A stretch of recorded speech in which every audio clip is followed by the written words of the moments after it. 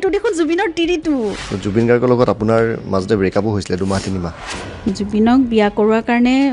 বহুতৰ আপত্তি আছিলে তই কুলক্ষণী তই আমুক তই আহিলি কাৰণে এই ঘৰখন শেষ তই জুবিনৰ জীৱনটো খাবি এতিয়া দাদাৰ বহুত প্ৰেমিকা আছিলে বুলি কয় এতিয়াও দাদাৰ পিছত বহুত মানুহ থাকে আপুনি কেতিয়াও আপোনাৰ কেতিয়াবা জ্বলন হোৱা নাই নে মই কেতিয়াও বয়ফ্ৰেণ্ডৰ ইণ্টাৰেষ্টেড নাছিলোঁ দেই কোনো মোৰ মানে নিৰ্দিষ্ট বয়ফ্ৰেণ্ড এনেকুৱা নাছিলে কিন্তু মানে আমি কেইজনীমান আছিলোঁ খুব উৎপতীয়া আমি আৰু মই জুবিনক প্ৰথম লগ পাওঁতে মই কৈছোঁ তুমি কিন্তু 176 নম্বৰ মোৰ জুবিন মানে আমাৰ কাৰণে তেতিয়া ডাঙৰ ছিংগাৰ নাছিলে টকা পইচা নাই বোলে আপোনালোকৰ হ'ব দিয়া গোটেই অসমৰ মানুহে যদি মোক এটকাকেও দিয়ে